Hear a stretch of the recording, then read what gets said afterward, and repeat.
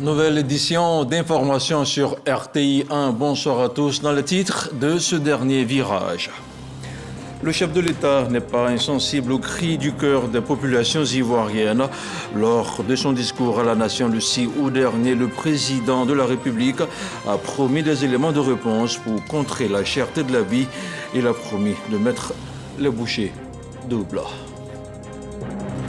Le ministre d'État, ministre de la Défense, Téné Birahima Ouattara, a eu une séance de travail avec son homologue du Sénégal. Le renforcement de la coopération entre nos deux armées était au cœur des échanges, ainsi que la situation sécuritaire dans l'espace CEDEAO.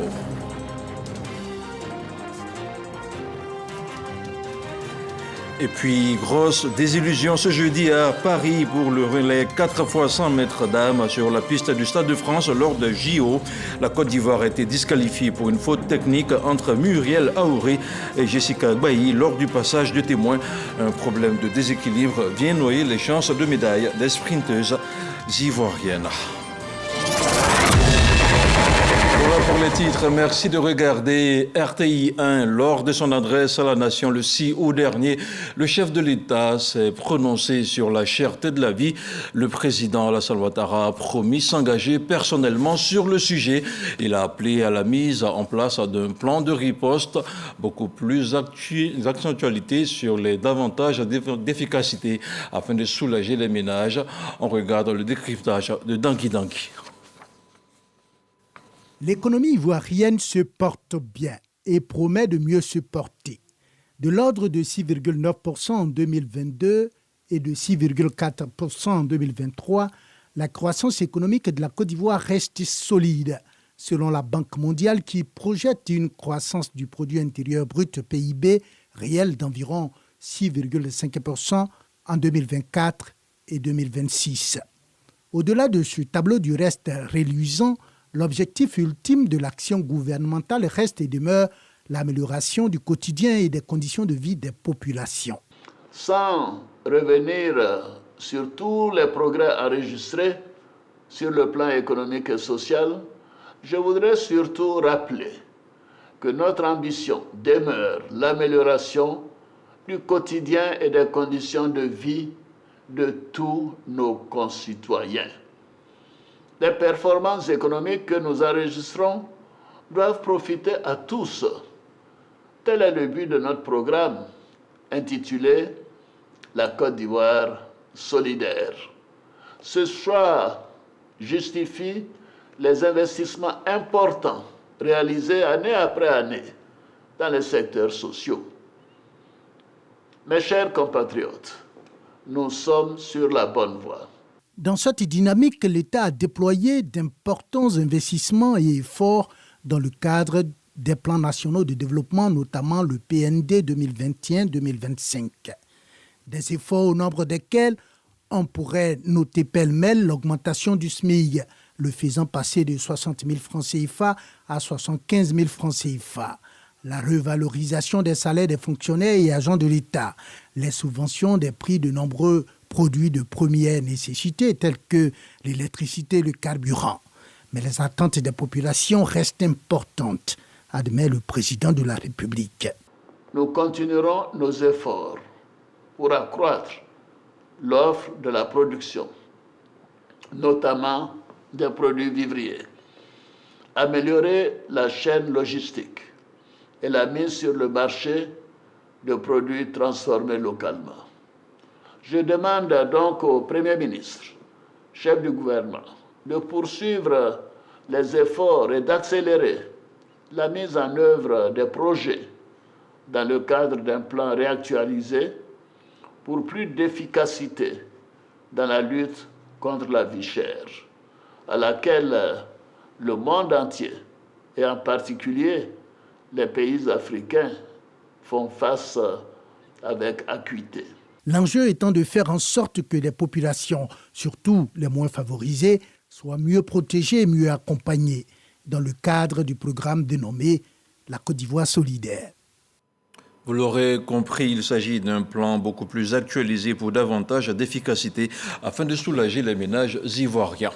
La Côte d'Ivoire va abriter un sommet économique en faveur de la lutte contre la pauvreté.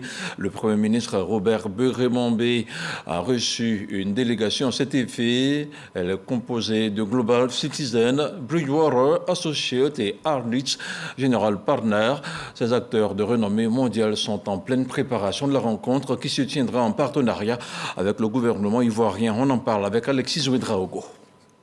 Une rencontre pour jeter les bases de l'organisation pratique et toute la logistique nécessaire pour un sommet économique en vue d'éradiquer la pauvreté en Afrique. Voilà l'essence de ce rendez-vous entre le Premier ministre ivoirien Begré-Mambé et la délégation de Global Citizen, Bridgewater Associates et Harry General Partners. Cet événement va être organisé en partenariat avec le gouvernement de Côte d'Ivoire. Il va rassembler des chefs d'État, des ministres, des leaders du secteur privé et des banques de développement multilatéral. Il veut mettre fin à l'extrême pauvreté sur le continent africain en soutenant les financements des fonds du IDEA et de la Banque mondiale. Et son initiative vise à fournir de l'énergie à 250 millions d'habitants d'ici 2030. Ce sommet prévu en Côte d'Ivoire se tiendra les 9 et 10 octobre 2024. Fondé en 2008 sous le nom de Global Poverty Project, Global Citizen est une organisation internationale engagée en faveur de l'élimination de la pauvreté. L'organisation de ce sommet, le tout premier en Côte d'Ivoire, permettra de sceller de nouveaux partenariats. Et sur un tout autre plan, 35 personnes au total ont été distinguées ce jeudi après-midi à la Grande Chancellerie. Elles appartiennent à toutes les catégories sociales et à toutes les professions, notamment des responsables du ministère de l'Équipement et de l'Entretien routier, des directeurs généraux, des journalistes, des artistes, des entrepreneurs et bien d'autres domaines concernés. Ces personnalités sont décorées pour certaines commandeurs dans l'ordre national, pour d'autres officiers dans l'ordre du mérite ivoirien, pour d'autres encore dans le grade de chevalier dans l'ordre du mérite ivoirien. Cette distinction qui témoigne de la reconnaissance au public est un attribut souverain de l'État. Également, selon la Grande Chancellerie, ces mérites constituent l'affirmation palpable de la satisfaction du chef de l'État, le président Alassane Ouattara. Je vous le disais en titre de cette édition, le ministre des Forces armées du Sénégal est en Côte d'Ivoire. Le général Birame Diop a été reçu ce jeudi par le ministre d'État, ministre de la Défense, Téné Birahima Ouattara. Au cœur de la rencontre, le renforcement de la coopération militaire et sécuritaire entre les deux pays et les remous au sein de la CEDEAO. Le reportage de Walter Amadou Ouattara. La coopération ivoiro-sénégalaise se porte bien. En témoigne cet accueil que le ministre d'État, ministre de la Défense, Téné Birahima Ouattara, accorde au général Birame Diop. Au centre de cette rencontre, les questions relatives au renforcement de la coopération sécuritaire entre les deux pays et l'actualité au niveau de la CEDEAO, Communauté économique des États de l'Afrique de l'Ouest. En tant que leader de la CEDEAO, la Côte d'Ivoire et le Sénégal représentent 60% du pouvoir économique de l'UEMOA, Union économique et monétaire ouest-africaine. C'est pourquoi, selon le premier responsable de la défense sénégalaise, il est nécessaire que les deux pays renforcent davantage leurs efforts pour un aboutissement heureux dans cette crise. Nous avons parlé de la nécessité de poursuivre la décision que nous avons prise réciproquement de mettre à la disposition de l'autre partie toutes les bases terrestres, les bases navales et les bases aériennes en cas de besoin. Je pense que cela est un signe de confiance entre les deux pays. Après avoir traduit sa reconnaissance au général Birame Diop pour sa participation à la célébration des 64 années de l'indépendance de la Côte d'Ivoire, le ministre d'État, ministre de la Défense, a retracé les différents axes de collaboration déjà en cours, surtout au plan de la formation militaire. Les relations entre le Sénégal et la Côte d'Ivoire sont diverses sur tous les plans, que ce soit sur le plan économique, mais aussi sur le plan militaire. Au regard de la situation qui prévaut dans la sous-région, nous avons l'obligation de faire en sorte que les choses puissent aller de l'avant. L'officier général sénégalais a en outre sollicité l'expertise de la marine ivoirienne dans le but de renforcer les capacités des forces navales sénégalaises. Le bilan à mi-parcours des activités du ministère d'État, ministère de la fonction publique, vient d'être rendu public. Selon Anne-Désirée Ouloto, 86% des tâches ont été exécutées. Malgré cela, les responsables des entités administratives ont été invités à redoubler d'efforts pour un service civique et public de qualité. Les précisions de Grace Kando. Sur 332 activités programmées au titre de l'année 2024, au niveau du ministère d'État, ministère de la fonction publique et de la modernisation de l'administration, 58 ont été réalisées, 126 en cours de réalisation et 48 non démarrées. Les 18 unités administratives du dit ministère n'ont pas rechigné à la tâche. Le contenu de cette mission, il y avait les PTA. Les PTA, ce sont les plans de travail annuels. Il y avait également les feuilles de route du gouvernement, des projets PIP. PIP, c'est le programme d'investissement public. Et ces actions figuraient donc dans ces lettres de mission. Nous avons environ 86% de nos activités réalisées. Je suis très satisfait de la méthode qui a été adoptée pour la réalisation de ce bilan. Nous allons continuer de fournir les efforts. Je leur ai rappelé que les Ivoiriens attendent beaucoup du ministère de la fonction publique. Si beaucoup a été fait, quelques difficultés demeurent, notamment le renforcement des besoins en formation des agents. Mes collaborateurs et toutes les équipes ont été invités à chercher les meilleures approches possibles pour adresser toutes les difficultés rencontrées, pour apporter des solutions pertinentes, des solutions qui vont satisfaire nos fonctionnaires, qui vont satisfaire également notre administration. L'objectif pour nous, c'est vraiment de servir et d'offrir à nos concitoyens un service public de qualité. La ministre d'État, Anne-Désirée Ouloto, invite ses collaborateurs à plus de rigueur dans le respect des procédures et annonce également que des prix seront décernés aux 5 meilleures unités administratives lors de l'atelier bilan prévu la première semaine du mois de décembre. Afin de mieux répondre aux besoins des élèves de Côte d'Ivoire et aux exigences du monde actuel, le ministère de l'Éducation nationale et de l'alphabétisation vient de lancer la réforme du curricula au collège. Il s'agit, selon Mariatou Koné, de l'une des recommandations des États généraux de l'éducation et de l'alphabétisation. On en parle avec Jean-Marie Djadji. La réforme des curricula dans les collèges est désormais lancée par la ministre de tutelle, Mariatou Koné, sur toute l'étendue du territoire national. 75% des élèves en Côte d'Ivoire n'accèdent pas au lycée et un faible niveau des compétences des apprenants est constaté selon le modèle de stimulation du plan sectoriel de l'éducation-formation 2016-2025. Cette réforme inclut les ateliers méthodologiques, la validation et révision des programmes éducatifs, l'impression des nouveaux programmes, la phase d'expérimentation et la mise en œuvre complète attendue pour l'année scolaire 2027-2028. La ministre Mariatou Koné invite tous les acteurs clés à mutualiser leurs efforts pour la bonne réussite du programme.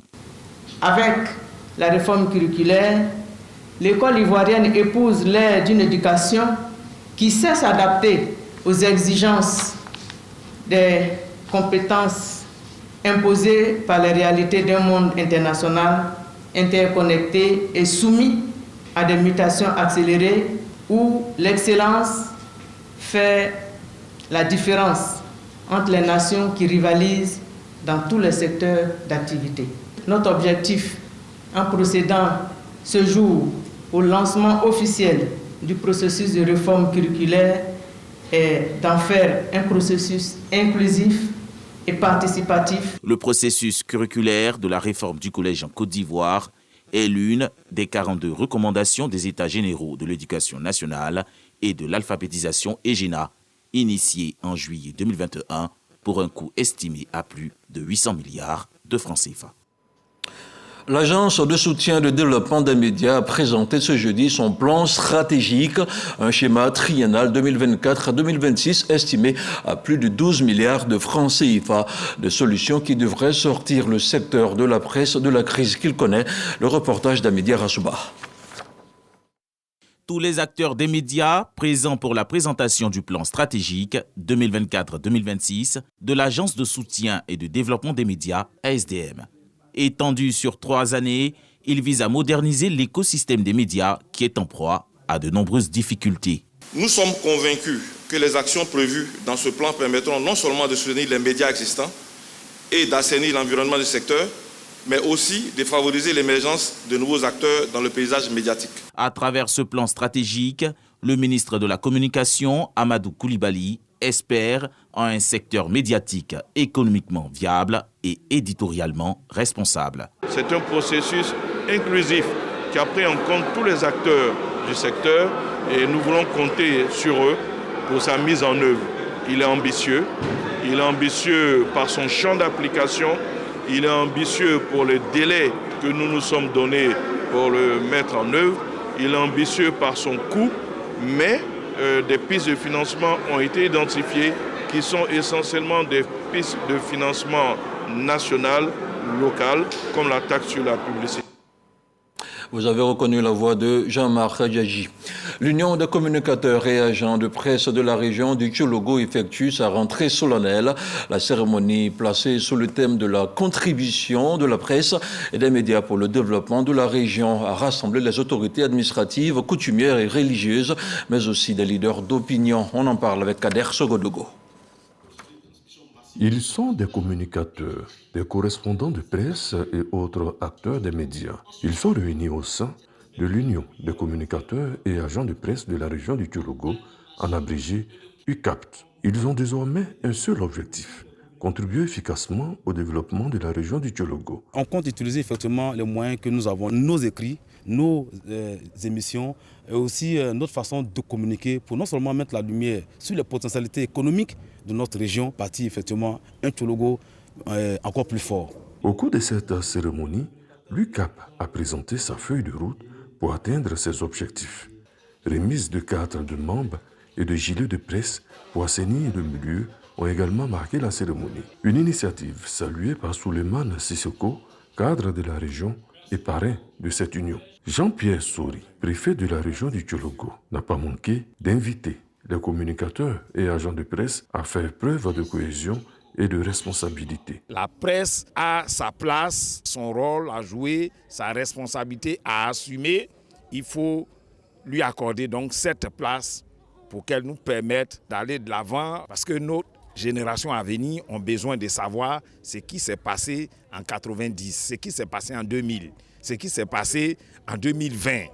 Mais c'est la presse qui assure tout ce rôle d'écriture de notre histoire. Cette cérémonie, il faut le noter, est une grande première dans le Tchologo. Une tournée dans les différentes localités de la région est prévue. Et on revient à Abidjan, dans le quartier d'Akwedo. Un incendie dont on ignore encore véritablement la cause s'est déclenché aux environs de 16h GMT ce jeudi. Le feu a ravagé une cinquantaine de maisons de fortune. Aussitôt alertés, les pompiers sont arrivés sur le lieu où l'on a entendu des explosions avec des populations en panique face à l'intensité du feu. Et selon des témoins, il n'y a pas de perte en vie humaine. Certains des habitants de ce quartier improvisé ont tenté de sauver quelques affaires personnelles. On note des dégâts matériels et plusieurs baraques totalement détruites. Le sinistre a été maîtrisé au bout de 2 heures d'intenses combats contre les flammes par les soldats du JSPM. Le ministère du Commerce et de l'Industrie a validé lundi dernier à Abidjan le projet de création d'une autorité de régulation des marchés. Le rôle de la nouvelle entité sera de contrôler les infrastructures, la gestion et l'organisation des marchés. Il devrait aussi mettre fin au désordre dans les marchés. L'ancien Bakayoko.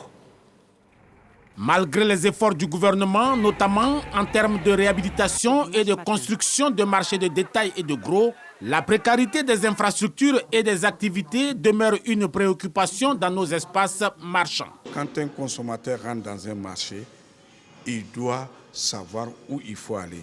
et il doit savoir qu'est-ce qu'il faut acheter et où il faut acheter et avec qui il doit acheter. Et ça sécurise les consommateurs, ça contribue à faire réduire le coût de la vie lorsque le consommateur sait où il faut aller. L'environnement doit être propice. En 35 années, plus de 70 marchés ont brûlé, soit environ 2 marchés brûlés annuellement. D'où la nécessité de mettre en place une autorité de régulation des marchés. Le rôle de cette instance serait de contrôler et de gérer efficacement les infrastructures des marchés. Notre pays dispose désormais d'un cadre de référence dans lequel doivent s'insérer de façon harmonieuse et rationnelle toute initiative, toute action destinée à soutenir le développement et à promouvoir le mieux-être des acteurs du commerce à travers la création de l'autorité de régulation des marchés. Le principe de l'autorité de contrôle des marchés ayant obtenu le consensus des acteurs, reste à construire le dispositif institutionnel de sa mise en œuvre. Petit retour en arrière pour parler de la fête de l'indépendance. Les enfants de Côte d'Ivoire ont ainsi célébré l'an 64 de l'indépendance de notre pays. Dans la commune de Cocody, par exemple, les tout-petits ont été associés à la fête. Le reportage d'Olivier Kra, commenté par Jean-Marc Djadji. L'hymne national comme trait d'union. Ils sont venus des différentes familles que compose cette cité de Cocody-en-Gré. Symbole de cohésion et de fraternité, ces tout-petits de 2 à 15 ans sont invités à participer à la marche de l'indépendance. Le président Félix Houphouët-Boigny, il a lutté à la sueur de son front pour nous donner notre indépendance. Nous voulons le célébrer aujourd'hui. D'une génération à une autre, la fête de l'indépendance se bonifie. Les parents ont bien voulu enseigner les valeurs qu'incarne la Côte d'Ivoire. Je connais la fête de l'indépendance. Voilà pourquoi je veux apprendre à mes enfants et à mes petits-enfants de faire aussi comme à notre passé. Pour leur dire que quand on dit 7 août, là, il y a une fête, on ne reste pas à la maison. C'est la 4e édition dans cette cité d'Engré 4000C. Danse et partage, symbole d'unité et de cohésion pour marquer cette journée. En dehors d'Abidjan, la fête de l'indépendance s'est aussi déroulée à l'intérieur du pays. Je vous propose de regarder quelques morceaux choisis. Effervescence des jours de fête à Diaï. Ce village, dans le département de Toulepleu, région du Cavali, abrite la célébration de l'an 64 de l'indépendance de la Côte d'Ivoire, célébrée dans la sous-préfecture de Méo. Le rituel est respecté devant les populations fortement mobilisées. Revue des troupes, salut aux couleurs. Le sous-préfet Adou Ngoran rappelle les acquis de sa localité qui bénéficie du reprofilage lourd de l'axe Méo-Paobli. Il se félicite aussi de tous les efforts que font les populations par leur travail quotidien, grâce auquel Méo aujourd'hui peut poursuivre sa marche vers le développement et le progrès. C'est la sous-préfecture d'Ayamé, localité située dans le département d'Aboissou, qui accueille le 64e anniversaire marquant l'indépendance de la Côte d'Ivoire. Face aux populations venues célébrer la souveraineté de leur nation, le sous-préfet rappelle les progrès significatifs réalisés en termes de développement et d'amélioration des conditions de vie des populations ces dernières années sous le leadership du président Alassane Ouattara. Cette célébration de la fête nationale est marquée par un défilé militaire et civil. Passage en revue des troupes, salut aux couleurs, défilé militaire et civil. Nous sommes à la célébration de l'an 64 de la Côte d'Ivoire indépendante à Adjouan, sous-préfecture du département d'Aboissou. Dans son message, le sous-préfet Neboguinan Anissé Olivier est revenu sur les importants progrès enregistrés par la Côte d'Ivoire au cours des 13 dernières années. Le sous-préfet n'a pas manqué de saluer les actions réalisées dans sa circonscription dans les secteurs de l'éducation, la santé, la culture, l'hydraulique et dans le domaine de l'électricité, avant de demander aux populations de prôner la paix, la cohésion et le vivre ensemble. L'an 64 de la cession de la Côte d'Ivoire à l'indépendance, célébrée dans une liesse populaire à Tiapoum, région du Sud-Kons. Défilés militaires, des groupes d'animation et des organisations de la société civile meublent la commémoration. Devant des populations venues des villages du département de Tiapoum, Lucien Zogbo, préfet de ce département, dans son adresse, a relevé les efforts du gouvernement pour le bien-être des populations. Il a invité les populations à tourner le dos à l'incivisme et à bannir la corruption des cerveaux. Lucien Zogbo a également exhorté les populations à se faire enrôler massivement sur la liste électorale pour les échéances futures. C'est le village de Iribafla qui accueille les festivités des 64 ans de la Côte d'Ivoire indépendante dans la sous-préfecture de Zagueta, département de Bonon. Après le passage en revue des troupes, le salut aux couleurs, Gloriciane Boulomel a exhorté ses administrés au travail et à œuvrer pour la paix. Des progrès remarquables observés l'ont été avec le concours de tous, grâce au climat de paix et de cohésion dans notre pays. Chers administrés, je ne cesserai de vous engager tous à l'union, à la discipline et au travail. Défilé militaire et celui des forces vives de la sous-préfecture, distinction des meilleurs talents, constituent entre autres les temps forts de l'an 64 à Zagueta. C'est la place publique d'Abigui qui a abrité la célébration du 64e anniversaire de l'indépendance de la Côte d'Ivoire. Le sous-préfet Michel Boui a profité de l'opportunité pour inviter les populations à adhérer massivement au programme de renforcement de la sécurité foncière rurale Presfort, dont Abigui est bénéficiaire. La vaccination contre le paludisme, maladie endémique dans la zone, a été fortement recommandée par le préfet, qui n'a pas omis de mettre en exergue les acquis pour le développement d'Abigui, entre autres, la construction d'un château d'eau, le reprofilage de la voie Crococro, Tranicro, l'électrification du Boni Andogro, ainsi que l'adduction d'eau potable et l'électrification du collège de proximité. La célébration du 64e anniversaire de l'indépendance de la Côte d'Ivoire se fait aussi hors de nos frontières. À Paris, elle s'est tenue en présence du ministre des Sports et du cadre de vie. Le récit d'Alexis Ouedraogo. Une levée de drapeaux sobres présidée par le chef de mission diplomatique à Paris, Maurice Kwaku Bandama, pour célébrer l'an 64 de l'indépendance. Occasion pour lui de saluer le stand de la Côte d'Ivoire présent au village olympique africain à l'île Saint-Denis, qui a tenu à organiser une fête pour célébrer ce temps d'indépendance. Au programme, dégustation de plats traditionnels ivoiriens, défilé avec des tenues traditionnelles, musique. Ce moment a permis de rendre hommage aux 13 athlètes ivoiriens présents aux Jeux olympiques. Rappelons que le Premier ministre Robert Begré-Mambé, lors de sa visite aux 10 villages olympiques, avait salué la participation ivoirienne des athlètes à ces Jeux, source de fierté nationale et occasion de briller sur la scène internationale. À Pretoria, la communauté ivoirienne, aux côtés de l'ambassadeur Sakaria Kone, célèbre avec fierté 64 ans d'indépendance. Festivité marquée par la présence du représentant du gouvernement sud-africain, Dr Percy Malati, et plusieurs diplomates accrédités en Afrique du Sud. L'ambassadeur Sakaria Kone a souligné les progrès réalisés par la Côte d'Ivoire depuis 1960, ainsi que les actions fortes du président Alassane Ouattara, et ce au moment où l'Afrique du Sud et la Côte d'Ivoire enregistrent 30 années de relations diplomatiques. La diversité et la richesse du patrimoine culturel ivoirien ont été présentées au cours des festivités. Retour en Côte d'Ivoire avec des moments de célébration dans la région de Békay, célébration également à Agboville avec des populations qui ont marqué l'événement à travers un concert géant. Kader Sogodougou, Mahama Traoré. Roséline Layo, tête d'affiche du concerto de l'an 64 à Agboville. À travers ses tubes à succès, Roséline Layo, la chanteuse en vogue du moment, a égayé les milliers de spectateurs sur la place de l'Alocodrome d'Agboville. Ce fort moment d'ambiance pour célébrer la fête nationale est une initiative du ministre Pierre Demba, président du conseil régional de l'Agné-Bitiassa. La jeunesse d'Agboville profite de ce moment pour véritablement célébrer cet anniversaire. Nous souhaitons que la Côte d'Ivoire soit en paix et la Côte d'Ivoire soit au travail. Outre Roséline Layo, ce concerto a aussi vu la prestation de nombreux artistes issus de la région de l'Agné-Bitiassa. Après avoir assisté au défilé grandiose à Grand Bassam, le ministre Jacques Assaouré Konan s'est dépêché à Bouaké pour exprimer son engagement auprès de sa population. L'espoir d'une Côte d'Ivoire qui va bien.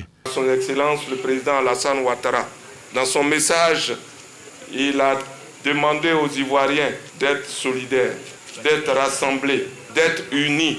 Je voudrais me faire le relais de ce message et souhaiter que dans le Békay, nous formions une famille. C'est au son d'un orchestre que les convives se sont égayés à travers un riche répertoire musical tiré du passé de la Côte d'Ivoire, les années de l'indépendance. Le ministre Jacques Assaouré Kounon, d'ailleurs, ne s'est pas privé pour esquisser quelques pas de danse. On parlera maintenant de culture avec la ministre Françoise Remarque et Adama Camara qui ont officiellement procédé au lancement du projet HBERG pour la professionnalisation du métier d'artiste. Il verra l'établissement d'une carte professionnelle et la mise en place d'un régime de prévoyance sociale pour les artistes de Côte d'Ivoire. Ce projet qui bénéficie d'une subvention de l'UNESCO vise la protection des activités artistiques en général, notamment la protection de l'intégrité des artistes comme tout travailleur professionnel. Serge Pacom Didi, Jean-Marc Djadji. Le ministère de la Culture et de la Francophonie, ainsi que celui de l'Emploi et de la Protection sociale, lancent officiellement le projet HBERG pour la professionnalisation du métier d'artiste, d'où l'établissement d'une carte professionnelle et l'établissement d'un régime de prévoyance sociale pour les artistes de Côte d'Ivoire. Ce projet bénéficie d'une subvention de l'UNESCO. Le projet UNESCO HBERG a justement pour ambition de contribuer à ce que le gouvernement donne un statut, encourage justement les acteurs du monde de la culture à être pris en compte par les institutions de prévoyance sociale. C'est une grande satisfaction. On ne pouvait pas mieux rêver, on ne peut pas mieux espérer. C'est une bonne initiative, c'est un grand pas pour l'industrie ivoirienne. C'est une opportunité, c'est pour notre bien et notre bonheur. On va maintenant nous reconnaître de façon statutaire. Il n'y a rien de bien au-dessus de ça.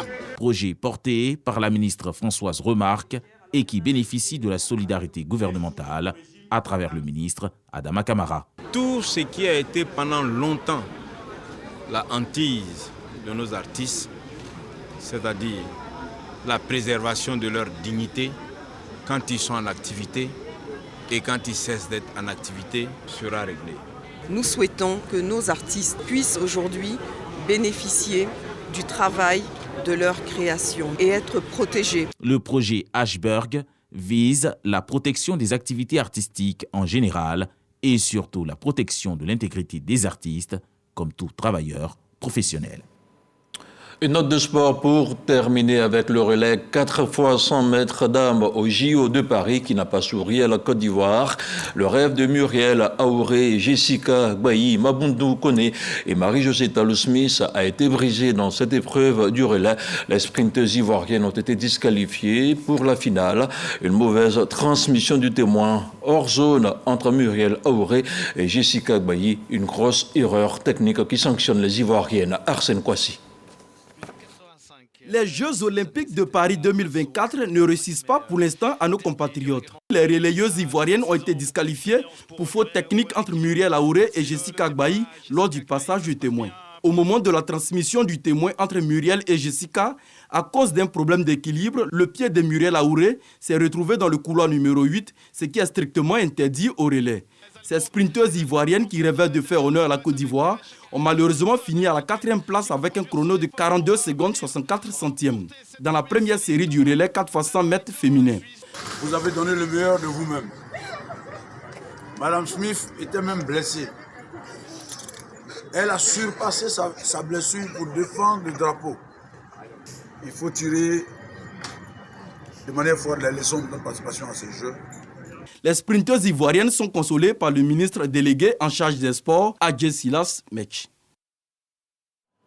On s'arrête ici et je vous dis bonsoir avant de vous retrouver demain matin dans le Flash Info du 6h30. Merci de rester sur RTI.